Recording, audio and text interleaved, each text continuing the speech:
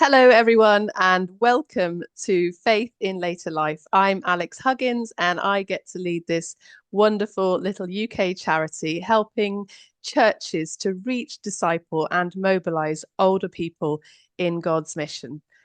Recently, we've been at a few conferences, and it transpires that our friend Bob Goody from Rural Missions was also at those conferences. And as we chatted with each other, we thought it would be really good to hear what some of the crossovers might be in his ministry in rural settings and ours in the later life sector. So I'm really pleased to welcome Bob with me here today to explore some of the connections that we might find in our ministry among older people and in our ministry in the rural context. Bob, it's delightful to welcome you here today. Thank you so much for coming along and spending a bit of time with me here.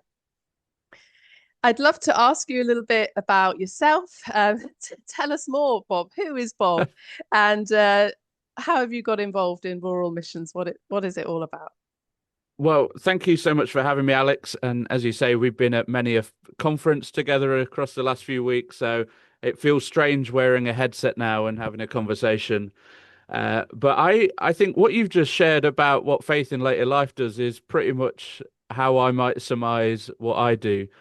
So I'm Bob Goody. I lead Rural Missions. We're a little UK charity that helps the church to mobilize and activate into their communities. But we have a specific remit, just like you, in that we want to serve the rural church. So those that are often feeling under-resourced, under-supported, undervalued. So we come along and offer support free of charge to help them be more missional. So what does it look like to share Jesus in our everyday spaces and contexts? A little bit about me. I have been a Christian since I was 16, the very first time somebody shared the gospel with me. So I've got quite a lengthy journey in mission because it was at that moment I said, I want to do everything I can to make sure nobody goes through life without knowing Jesus. So since that, the second day after I became a Christian, I've been in full-time ministry in one way or other. And that has all culminated to me now leading rural missions to really get to grips with mission is pretty simple, really, and we can all do it. So I'm putting all my energy behind helping those in rural communities to do just that. Excellent. That sounds really good. But what's the point, Bob? How is how is mission in a rural context different to mission in a more urban setting? Why do we Uh, need rural missions? Tell us more. so I have worked across the board. So my job just before this, I was part of the leadership team at Youth for Christ as their missions and evangelism director, which was majority urban. I've lived in villages. I've been a children's and youth pastor in a small village in St Albans in Hertfordshire and led a schools trust in Wiltshire. And the reality is, rural is different. And some people, when they hear it, they just go, well, that's just urban ministry, but with fewer people, isn't it? You do the exact same thing we do, but just with less people. There's not enough numbers and less volunteers and all those kind of things. But there is a drastic difference because in rural communities, relationships and trust are everything. Communities are often deeply connected across generations and generations and generations, and they've always been there. They know everybody, and change does happen, but it happens slowly because everything is so interconnected and interwoven together that you can't just come in with a program or a system as a new vicar or whatever and go, here we are, this is what's going to save our village, because it probably won't. The church does still remain one of the few institutions embedded in village life. It's not all, they've got a nice little pub and a beer garden and a post office and a little shop, because most villages don't now. And the Right. church at the top of the hill tends to be the last bastion within the community, the one space that people can get together. So I think there is a real need. And it does have same challenges and similar challenges, but it also has its own challenges and opportunities from isolation and limited transport and fewer services and small volunteer pools. But that strength of identity, that strength of community and wanting to be together, the high visibility of the church building, everyone knows where it is because it might be there, right in the center or at the hill. Um, so we just want to be, as Rural Missions, a people that support that, that champion it, because the rural matters. Pretty much every revival that has happened across the world has started because some people faithfully prayed in rural communities, in small, tight-knit groups. So I want to be part of that.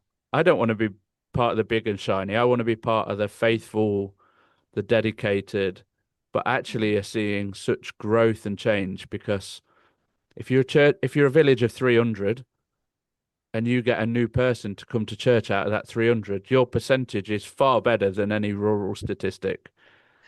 So let's dig into that. Yeah. That's why I do rural. That's why we want to serve the rural churches specifically. Excellent. And we're so glad that from a faith and later life point of view that you are in that space and that you are helping churches to make the most of that missional opportunity that exists in out there in the countryside. And as you say, not always in those cute little villages that, we've all seen on Postman Pat and love so much. That's not always the reality. Many villages or many places out there struggle in different ways. And as you say, the church remains a really important place and community for the people who are living there, not least older people. Tell us Mm. more about how older people fit into that rural context. How are they experiencing mission and ministry there? So, as you say, it's not the idyllic picture that people see, but some of the truths do remain that our village communities are full of people in later life. They are people that have grown up, that have been so embedded into that space, that have not moved away, like either for not wanting to, or because of necessity of looking after family, the family farms there, the family business might be there, whatever that represents. So older people, they are central to many rural communities. And in most villages, they do represent the largest demographic within it. And I think that is a beautiful thing because everybody that I work with that are in later life, they hold the history, they hold the memory of that community and are bringing such a blessing of not just, oh, it used to be like this in my day, that kind of mentality, but actually, we've seen revival, we've seen growth, we've seen what the church can do, and we want to restore that back because there is that deep local relationship and trust. And so, older people definitely fit into the rural mission picture, um, both in terms of its challenges and its opportunities for sure. Mm, wonderful.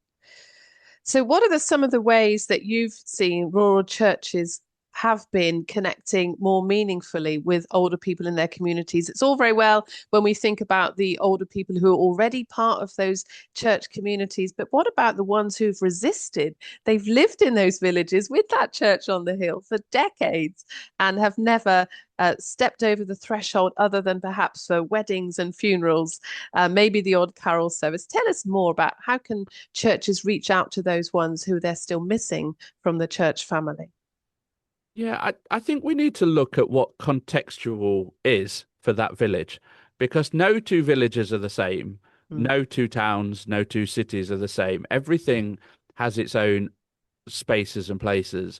And actually, as I was mulling this through, I think there are so many challenges that older people face within the rural villages and communities because they're facing loneliness. There's not many people around. They're facing bereavement as people are passing on to heaven or whatever that looks like.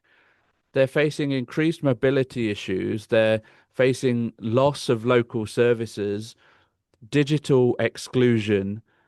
But actually, what we saw, well, it's 6 years ago now, isn't it, when COVID Mm, first hit?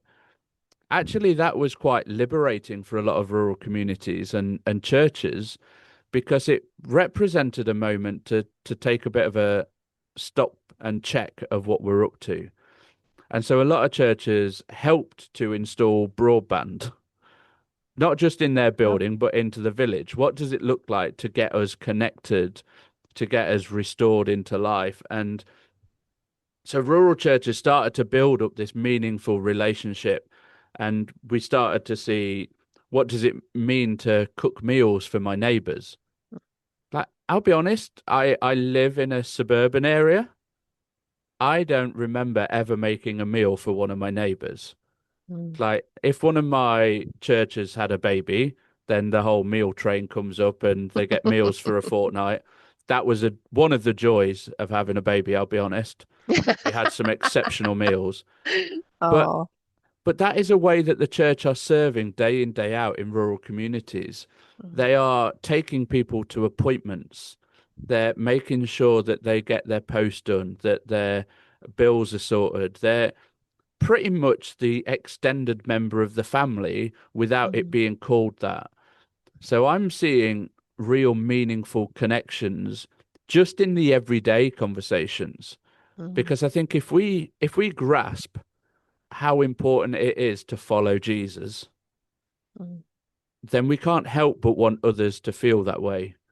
So as rural missions, when we go and do a one of our free consultation days for a church, one of the questions I always ask is, if you didn't know Jesus today, what would mhm, you miss about that relationship? And you get that companionship through hardship, that mm, knowing that I've had answered prayer, that peace, that strength, that hope, that mm, joy. And that I go, well, do you not think Betty next door would love a little bit of that? mm, And that for me is where the shift happens. As we suddenly understand that if we have coffee and cake with our neighbor, maybe share a little bit about what my faith looks like. mm. So we're seeing churches transforming their communities simply by having coffee mornings and eating cake, Yeah. but not just going, oh, life's a bit rubbish in it, but actually offering prayer, offering support and encouragement, Mm, inviting people to things. Churches are setting up community lunches because rural communities have such swathes of deprivation, but the statistics don't show it because Lord Farquhar down the road is worth £1 billion, and therefore the mm, deprivation level does not reflect. Everyone mm, else might be living in such poverty, but because one rich person lives on 58 acres at the end of the road, mm, it skews it all. So mm, churches are opening their doors for community lunches, for friendship groups. What does it look like to be the only space in your village that a mm, community could gather?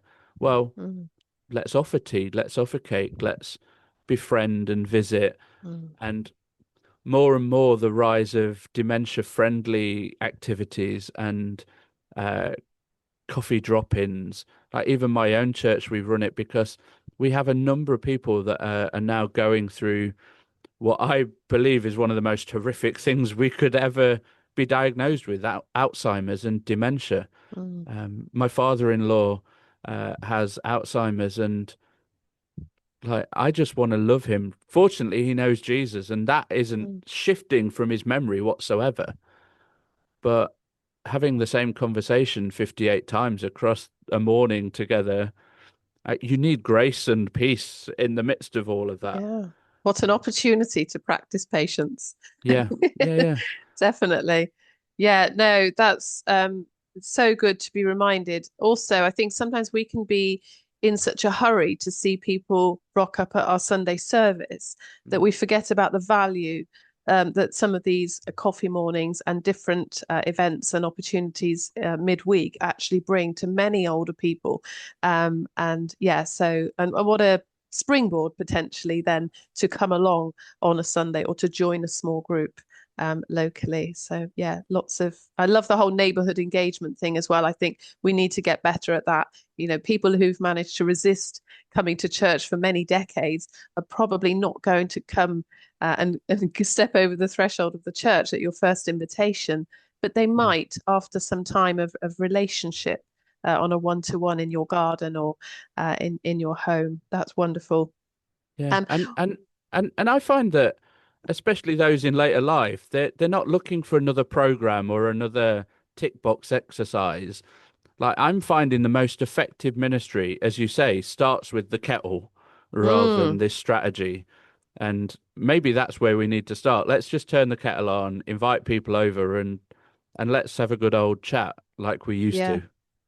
Yes, and it isn't rocket science. You just need a couple of people in there who can speak positively, as you say, not so that conversations don't just take a fully negative Mm. turn, which sometimes they can, because, for many people in later life, there's not that much to be cheerful about. And yet, to infuse those conversations with a few of our saints who might bring the positive angle Yeah. and some of God's goodness into that space could be really valuable for the future. What about the older Christians who are living out there in those rural contexts? How can churches help them to continue flourishing and playing their part in God's mission? Yeah, I think that's exactly it. It's how can they play their part? But purpose is vital to each of us. Mm. And for some reason, the church can often forget that once you've hit 40 or 50, like we still have a purpose and a part to play. Like many older Christians that I speak to, and even I am part of the leadership core of a church myself, and we're just establishing this group because we recognize that many older Christians think their ministry years are behind them, Mm. but Mm. they're not. For a lot of people, this is the moment they're about to flourish. It says that between, what is it, 65 and 80, they're the most productive times in ministry often. And so Brilliant. churches need to actively release older people into Mm. mission, Mm. not just say, oh, will you do the coffee rotor or something, but actually, what would it look like to get older Christians praying intentionally? Mm. Like, not just saying, here's a couple of bits, but real intentional intercessory prayer, because that's going to be the shift that makes the difference in everything. Like, Mm. in the nicest way, God could do it without us. We don't need to be in action, but actually our prayers are the most powerful part of what we do. And Mm. then he says, I'd love to release you to go and do this. Mm. Um, Mentoring young believers. What does it look like to journey alongside? I used to be in a church in Salisbury, and we had a mentoring scheme in the church where somebody over the age of 70 was mentoring somebody under the age of 20. So Mm. we got all the safeguarding and all those kind of Mm. things in place. But after a few months, we saw such a shift that when young people walked into church, they didn't just go and congregate in the corner on their own with all the biscuits, but actually their first thing was they went over to see their mentor. Mm. People were so interconnected, and the generations have a lot to offer to one another. Mm. Those in later life were saying, this has been releasing for me. Never mind the young person saying, this has been releasing for me. Mm. So I would say mentoring, offering hospitality, supporting families, visiting neighbors, serving in your school, Mm. your community groups, sharing your faith story. And if you feel a bit drained by all that, when you have coffee and a piece of cake with your friend, maybe bring Jesus into the conversation. Mm. And a few weeks ago, I spoke to someone and they were a bit downtrodden and they were Mm. like, oh, there's only like three of us left in the village that are Christians. And I said, well, don't worry because God never leaves anywhere empty. He's Mm. always got a plan and a purpose. And the purpose for this place is you. Yeah. And actually they felt that as a release because they'd felt burdened by it rather than going, this is a great opportunity for Mm, how I could share about Jesus where I am. Psalm 92 talks about still bearing fruit in our old age, and absolutely. let's crack on and do it. It's Yeah. not thinking about what you did when you were 30. It's about Mm. going, God, what can I do today to serve you? Because he's Yeah, got something for us. We just have to ask. definitely. And we always say that the Lord made us to be able to adapt through the different generations. So, ministry and discipleship in later life doesn't have to look like it did in our Yeah. 20s, 30s, and 40s. God is always doing a new thing. What might he be calling us to now? And how might he be calling us to go more deeply with him during this time? Excellent. Um, Bob, how can rural missions support churches in rural areas in this ministry among older people in particular? And where can people find out? I'll be honest, if nothing else, you listen to this and you go, you know what, I'm going to be more purposeful in where I talk about Jesus, Hmm. then my job is done. Like, we just want to support Christians and churches to be more missional. So we do offer a whole load of ways that we can come and support. Everything comes at no cost, no matter what your denomination or background. We serve the entire church. Ecumenical is the word, but we offer tailored consultations where we bring the whole church together, not Mm, just the leadership. This is everyone comes together. We unpack mission a little bit like I've done here today. mm, We share stories. We look at what we're good at, what we love doing, our skills are, our talents. We do a community needs assessment, and then we come up with three things we're going to stop, start, or change to become mhm, more intentional in our mission. mhm. So we're not bringing a set program of you need to go now and do an alpha course or X, Y, or Z. Everything is interchangeable and Yeah. adaptable from I've had one church that were more intentional in their coffee mornings. They'd never invited people, so they now put invites out and they talk to people at the tables and Mhm. they offer prayer. They've already seen fruit from that. I've had Right. one church that built a boat to take part in the Matlock illuminations because they said, well, it's on our doorstep and we've not engaged. So they've built a boat, they've had great conversations, they've linked with the Boat Society, and that again has been transformational in what mission looks like. Mm, So we offer our consultations. We've got networks online and in person for encouragement, for a bit of accountability. And then we offer free resources and training, all available on our website. All the information is there. Do get in touch with us. It's ruralmissions.org.uk. That's ruralmissions.org.uk. excellent. And you've got social media, people can follow, Instagram, that kind of thing. Yeah, Instagram, Facebook, Vimeo, YouTube, all at Rural Missions. If you go on YouTube, though, we're at Rural Missions UK. Brilliant. Thank you so much, Bob. There's so like we agree on so many things when it comes to the rural versus the urban context, and of course about mission and ministry among older people. It's good to hear you echoing some of the same things that we say, or maybe we echo yours. Who knows? But it is good for the kingdom that churches in all settings consider how they might reach older people, especially in rural settings where there are different complexities to doing that. So thank you Yeah. ever so much, Bob. It's No, been it's been a pleasure. And just to say everything I've said, it's not about churches doing any more than they already do, but it's about helping everyone, the older generation included, recognize God's already placed stuff in our hands. We just need to utilize it better.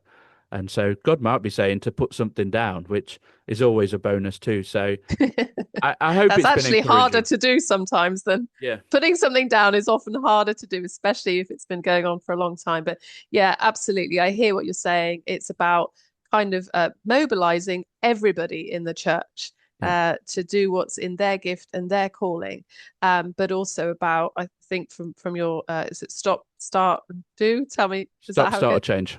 Stop, start, or change. So, I love the idea that it's a small step.